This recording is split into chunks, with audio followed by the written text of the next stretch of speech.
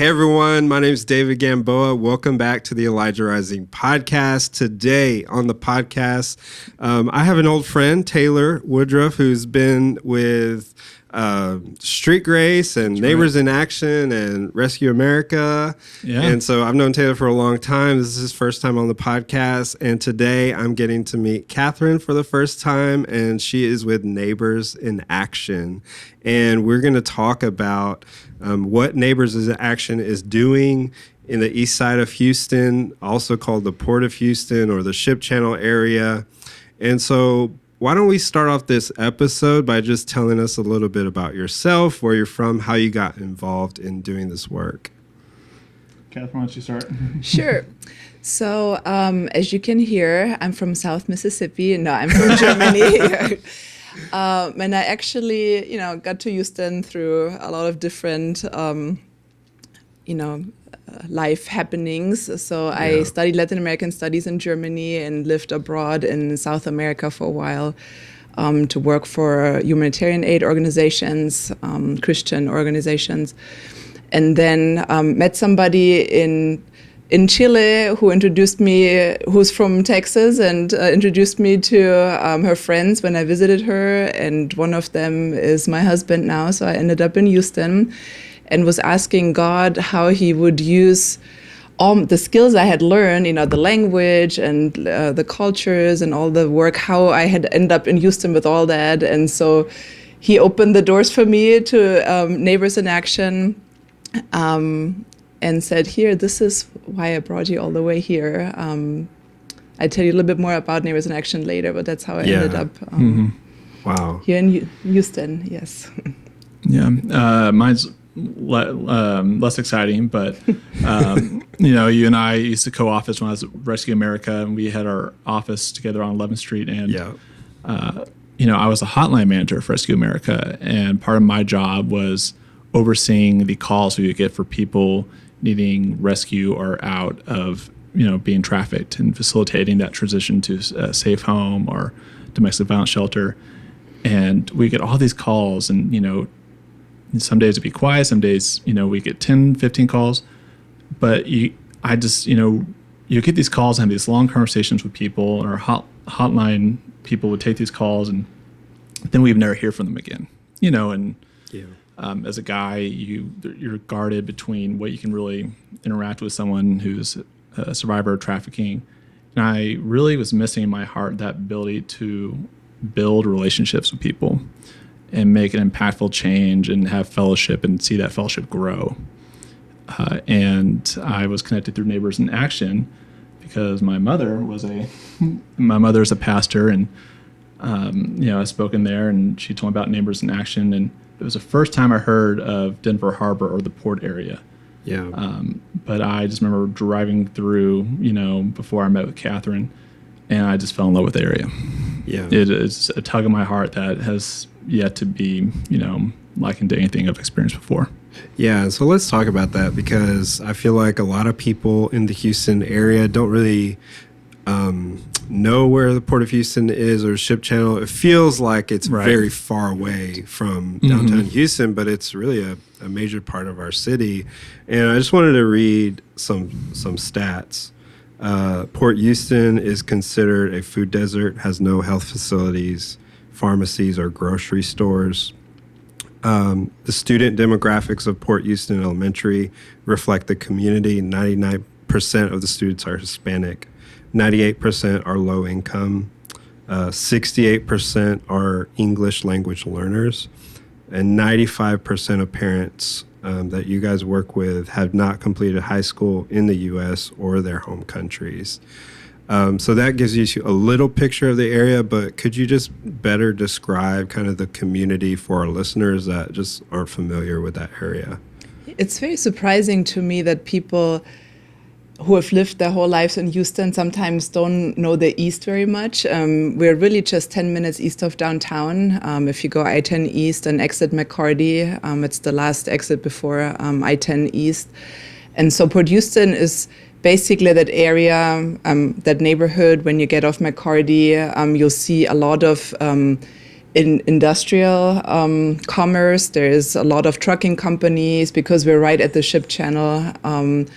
And you wouldn't think, when you drive down the street, you wouldn't think that right behind those companies, those trucking companies, there are houses on both sides. And it's, I think the community used to be a Polish immigrant community, and the houses there are over 100 years old. A lot of them are really in very bad shape, and they have just never been, maintained. A lot of our people rent these houses from landlords who know their situation and know they can't go anywhere else, because a lot of them are undocumented. I'd say about 90% of the people we work with live in mixed status households. And so a lot of times they don't really have the agency to advocate for themselves and for better living conditions. So a lot of the houses have mold, their ACs don't work, things don't get fixed, and people just feel, well, where else will we go? Because in other places they're gonna ask us for,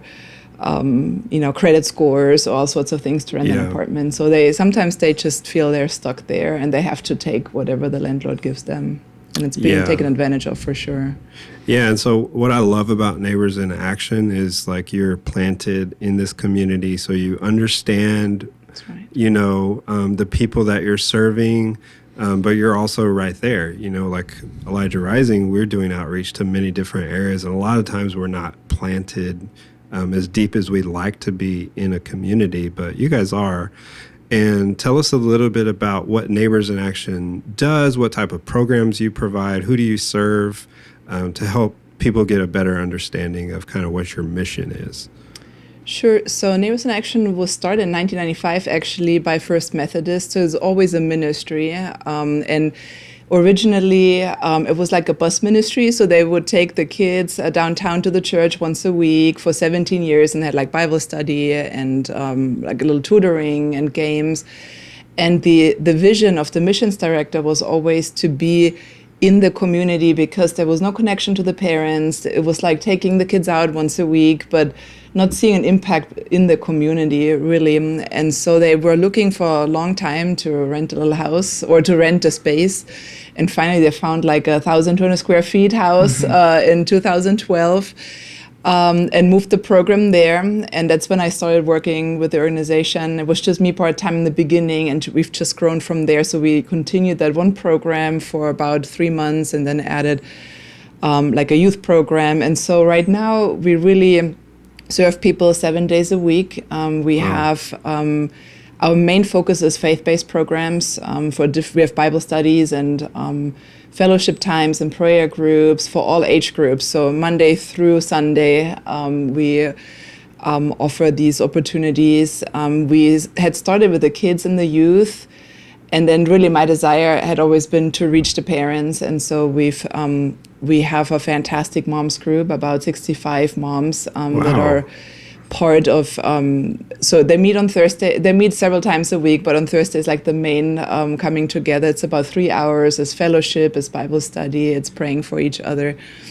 And for me, we also offer educational assistance and basic needs, but my favorite part is just to see how people grow in God and together as a community, and how that overcomes so much trauma that they have been through. People who've experienced drug wars and gang violence in their home countries, a lot of them who've seen family members die in the hands of gangs, or who needed to flee because because they knew their son was going to be next in the gang.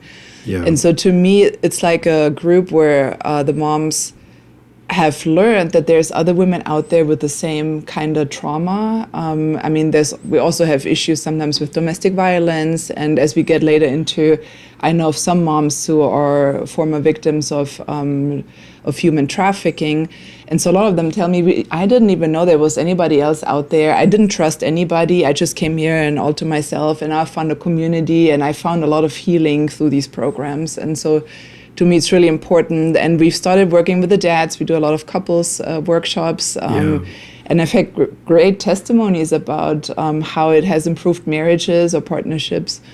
And to me, that's just a joy. I mean, that's what I love most about. We do have those education opportunities because we try to have a holistic approach. We know that people, if they're lifted out of poverty, are less vulnerable to other things in their lives, and so we offer tutoring. We work with a school, Port Houston Elementary School, have a really close partnership to offer after-school clubs as well. And then during COVID, we kind of had to stop a little bit with our adult education programs because, moms were just really focused on getting their kids through school year. But we used to partner with a lot of organizations that would bring in classes like parenting classes and computer and financial literacy. And we're gearing that back up right now that we're kind of out of the pandemic, so to speak. Yeah. And what I love also about Neighbors in Action is a medium in which we can connect the community with other services. Where we can have a mobile vet clinic for people who have pets, or doing flu shots, or partnering with the Houston Food Bank, because like you mentioned, it is a food desert. There are no CVSs, there are no grocery stores. And so becoming an area where we can give access to people in the community those things that largely a lot of us have that are readily disposable to us, that's one of the things I'm really grateful that Neighbors Action does.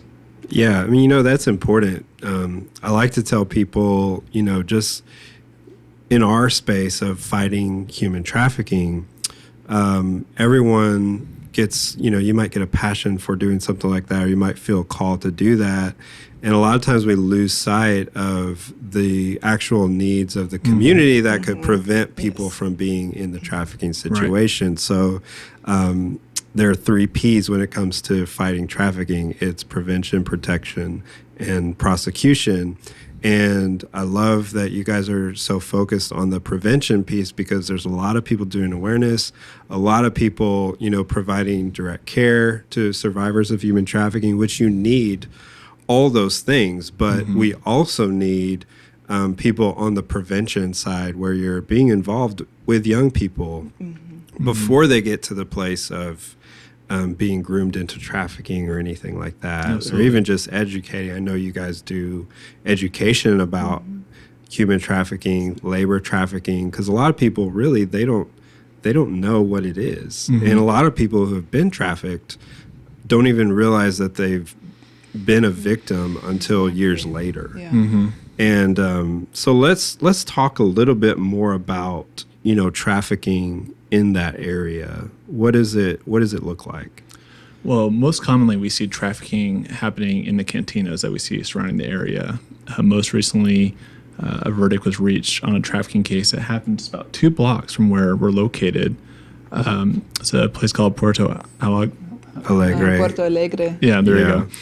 And where a mother and son were, there's 3 different factors when we talk about trafficking. There's force, fraud, and coercion. Yeah. And, because of economic disparities and language barriers and undocumented statuses of a lot of the people in the community, they're a lot more vulnerable to trafficking. And so in this scenario, we saw someone who was promised a waitressing job at this bar, then was being pimped out to customers there for $70. And, because the trafficking that happens there, the undocumented status, they feel like they don't have the ability to contact police or contact anybody in fear of deportation or being arrested themselves. So we see a lot in cantinas, but also we see a lot in the labor trafficking. It's a very, as Catherine mentioned, a very heavily industrial area. So we see a lot of times where people don't have a lot of means to work, where that's taken advantage of by a lot of people in the area. Yeah, and the place that you were talking about is like right down the street from where your center is. Oh yeah, all of these places are within like a 5-minute walking distance from where we're at. Wow. And I will say a lot of people don't know about it, because a lot of the other trafficking spaces we talk about, they're all advertised online. A lot of these cantinas don't have any online presence. Some of them will not show up on like a Google Maps or anything you search like that. You have to be in the community, word of mouth, what that place is and what they offer. That's something we see a lot of in our community, is word of mouth being told, and a lot of the trafficking that we hear about comes from word of mouth from the families that we talk to. And that's, where we become most prevalent to that, but you look at Bissonnette, that's a highly visible area. Almost everyone, it's almost nationally recognized as a red light area of Houston. But we look at the Port area, where it's because of the undocumented status of people there, because of the economic vulnerabilities, because of what's going on, it's not that visible. Yeah. And so it's more on our part needed to be able to look for that, to address it. Yeah, and historically, there have been some of the most egregious trafficking cases happen out there. Like, I think we were talking earlier, and you were telling me about how y'all were doing the bus ministry, and it was around that time where they did like this major bus. I mean, it was like several homes, several cantinas are all operating, in a ring. So trafficking is very, very prevalent in the community. Do you think people in your programs feel safe talking about it, or is there like a fear because of the organized crime component? I think if they feel comfortable with anybody, it would be with us. It doesn't mean that we always know, but I have had several conversations with people about it, because we're trying to build up this trust. We're not just an organization, an institution where people go and get a benefit, but we're really trying to be a family. We know each other very well. I mean, I would say we know where every one of our children and youth and families live. We've been to their houses. We've been to their baby showers and weddings and quinceañeras and funerals. So I think there's just this, we're very tight-knit. We're trying to be a family, and I think in that sense, we have to trust, and that has been built over years to where people, that doesn't mean, I'm sure there is things out there that we are not aware of, but I do think we have the trust now that, as we talked about earlier, just a couple of months ago, a mom came to us, and she knows Taylor's background, and she started telling about what's going on across her house, across the street, and what she's observing that sounded like very strongly like human trafficking. I don't know if you want to right, and talk about it was that. a mom that just referenced like, hey, and they're across the street, and while she's telling us this, she was very, very afraid of the repercussions of speaking out on this. Yeah. And she's telling us this place right here is an area where girls come and go, very young girls, with the probability that they're being trafficked to the canteen down the street. And, Neighbors in Action being a place where we come together, we pray, we worship, we serve one another in so many different capacities to have that trust for them to tell us that, and then for me to follow up through the proper channels so it can be investigated. Yeah. So we hear about it through word of mouth, but, there's such a fear of not just from law enforcement, but from traffickers that live in the community.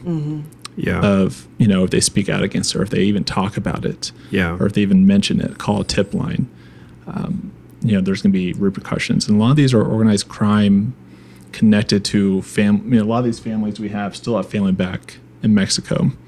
So, there's a threat that's not only going to happen to them, but a threat to what's going to happen to their family Back home. Yeah. Well, we're going to keep talking about, we're going to dive deeper into this topic a little bit more after this quick break. Hey, thank you for listening to the Elijah Rising podcast. If this episode has impacted you in any way, let us know. Go on Facebook, YouTube, Instagram, or go to our website and send us a message. Let us know how these episodes have impacted you. And we provide this podcast and our services of doing outreach into the community and bringing awareness to human trafficking and 24/7 housing. We provide all of this free of charge. And we're only able to do that because people make donations and people support and get behind this work. And so if you want to be a part of that, you can go to elijahrising.org/donate. And giving $10 or $20 a month goes a really long way. And I would encourage you to take that step and join us in the work to end sex trafficking. Hey everyone, welcome back. So we're just going to jump back in, and I thought of this story that we had dealing with someone coming out of the Port area. We had got a call from a local pastor of a Spanish church, and he was telling us, this lady came to his church, she was needing help.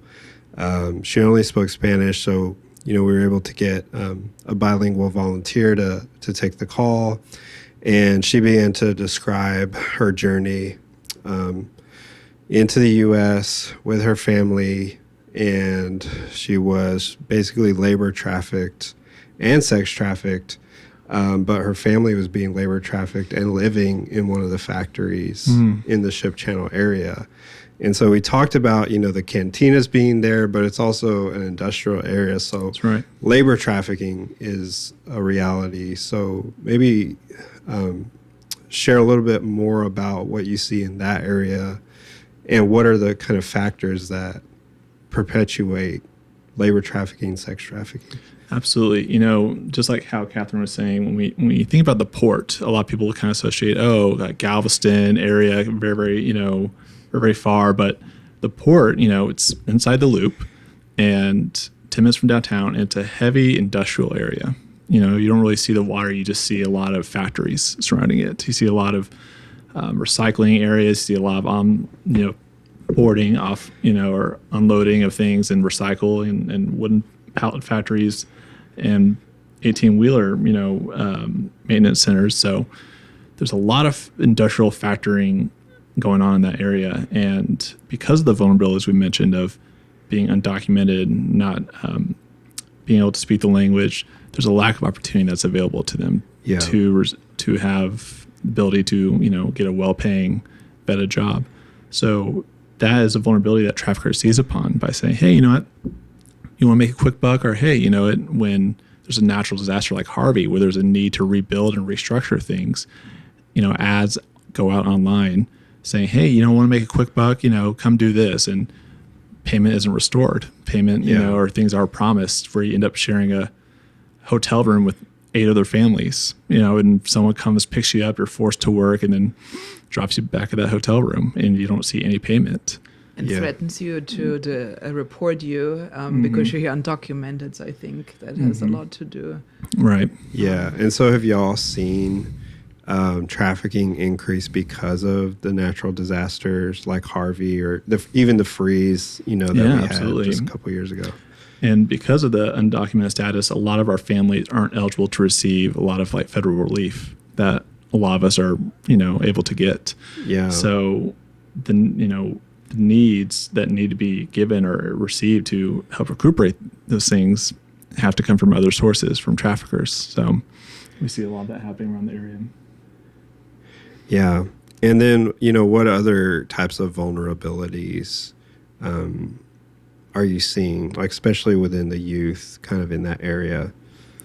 I think a lot of times we see in the youth, we see just an area that is very hard to come by, which is, success and achieving, going to college, doing those things where there's a factor where parents, let me go back to that. Sorry. I'm trying to figure out how to frame that question. That's the beauty of the editing. Yeah. Yeah. No, that's a good question pertaining to our youth. Say the question again. What are the vulnerabilities to the youth? Yeah. All right. And so the average age of someone being trafficked is 14 to 16 years old. Yeah. So what we try to do is, we try to reach, I work for Street Grace also, and we have what's called a Youth Leadership Academy, where we go in and we teach kids on how to recognize signs of exploitation. And these are things that kids are aware of. They hear about the trafficking stories from the parents. They hear about the things they hear at school, whether it's, people taking advantage of, cyber sex trafficking or predators online that do that. And what's really difficult is because of the immigration problem, there's a generational gap of what parents know about online safety. Yeah. That's not the same for a lot of other parents out there that have iPhones, that have, It's always something new. Right. Yeah. Absolutely. And that was even heightened during COVID, where a lot of our kids didn't have computers, didn't have those things. And a lot of, our kids come from working families where there's not a lot of people at home to monitor the online behavior. So that's another vulnerability that we see with our kids, is that oversight of what they're doing online.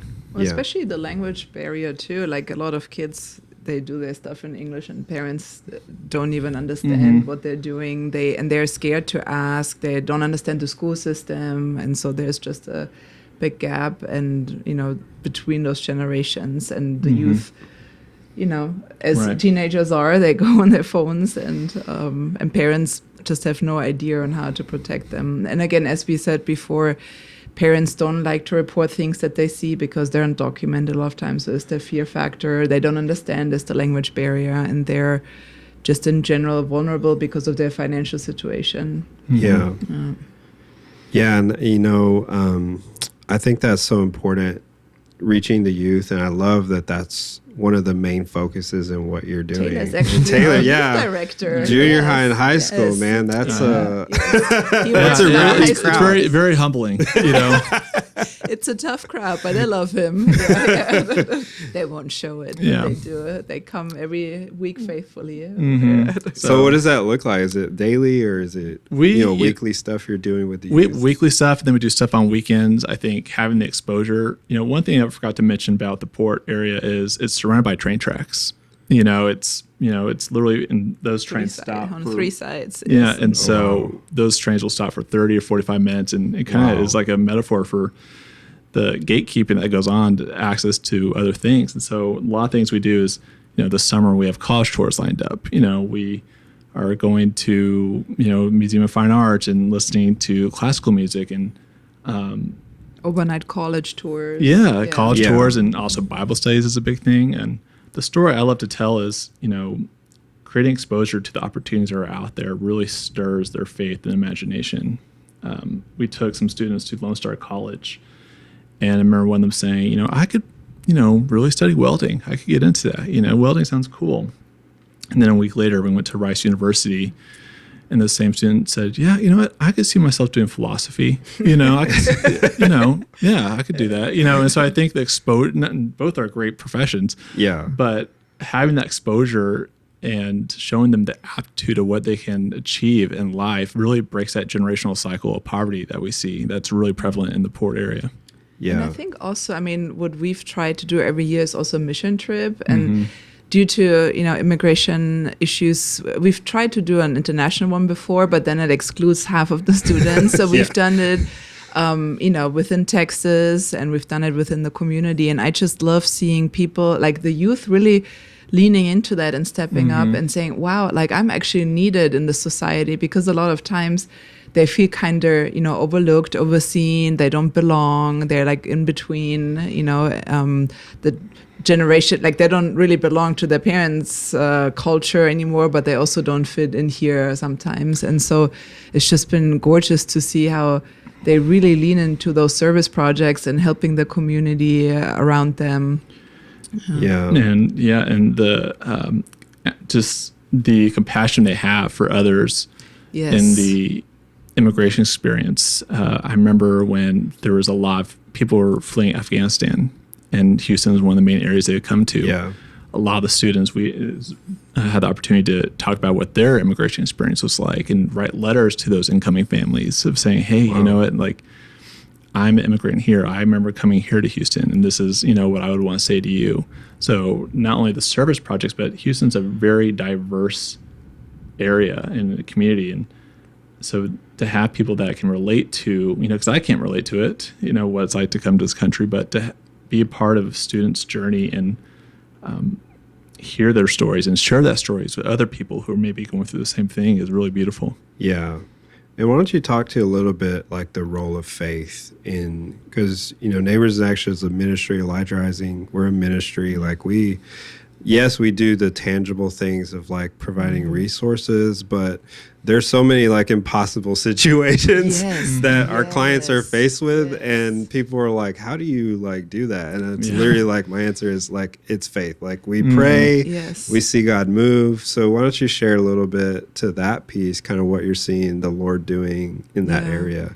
To me, it's really important. It's that we're not an organization that just helps people, but it is really motivated by God doing His work, and we're just being His hands and feet. I truly believe we're the one body of Christ, and we try to live this in the community with really feeling like we're connected. You belong to me, I belong to you, and so it is true. There's things we can't like tangibly solve, and really the faith is the only thing that can keep you going in situations like that.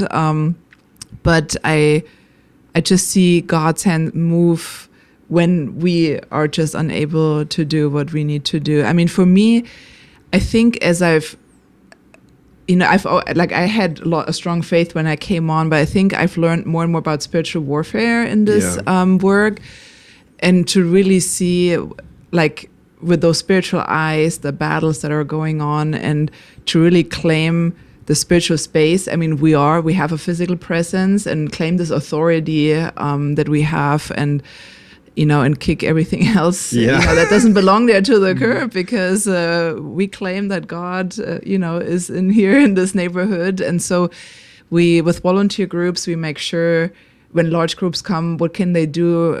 We say, well, the first thing you can do is walk through the neighborhood and pray. So have prayer walks. Again, during COVID, it kind of stopped a little bit, but to really make it clear and to remind each other, because we all get worn down. It's like, oh, I don't even know how we can approach this, but to remember that there's another battle in the background, and to make sure prayer is always number one in everything that we do.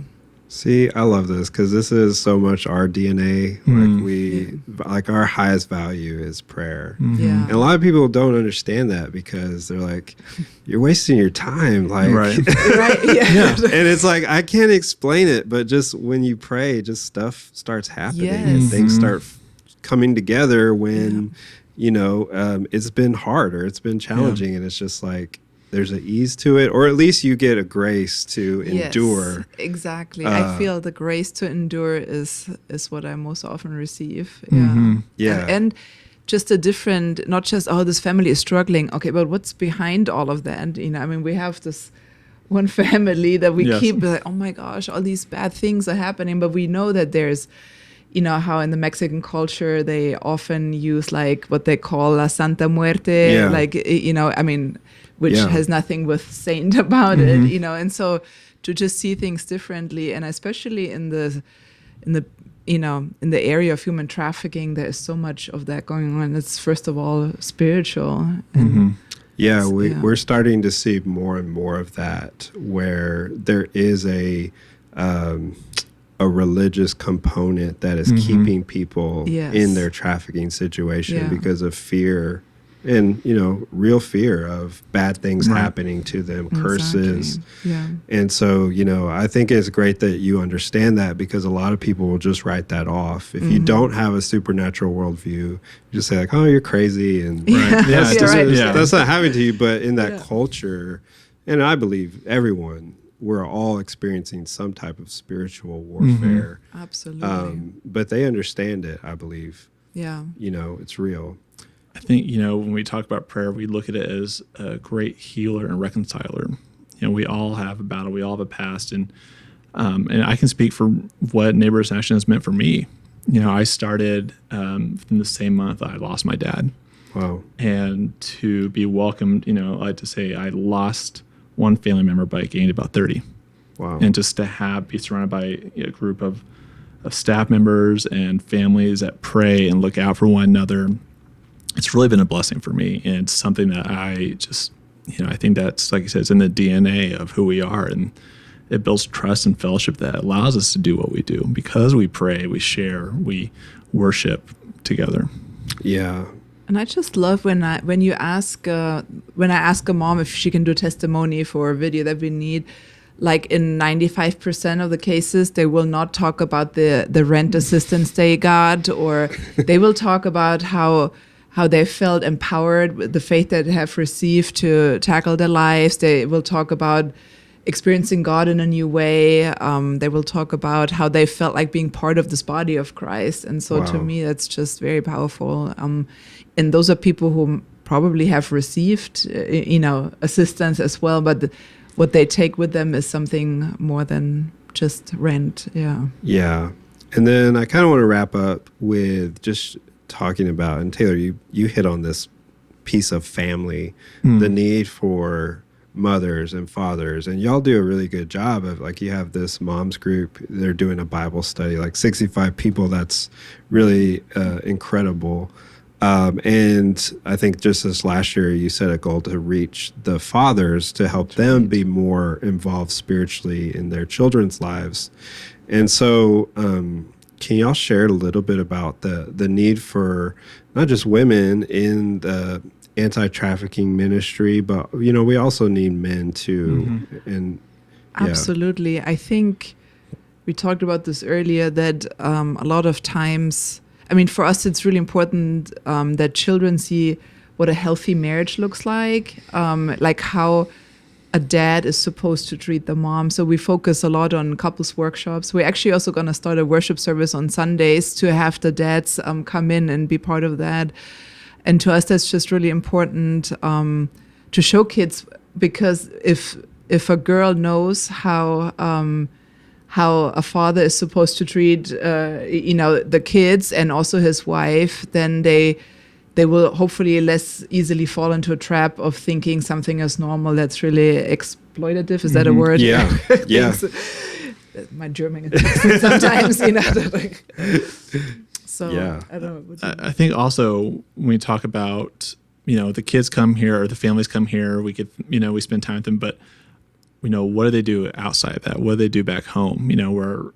And so even with the kids, we talk about what relationship as parents look like. Teenagers, you feel like you get a job, or you feel like, okay, I can do my own thing. But we work on what that dynamic looks like with the parent as well for students, which is something that I think is just as important. Like, what's that family dynamic look like? Because a lot of the families we are connected to are very large. We're like 5 brothers and sisters, and there's a lot of things that go on. And so we work together as a group of students on, like, how do we work that? How do we find God in that dynamic? How do we reflect Christ, and what healthy relationships with our parents look like? Yeah.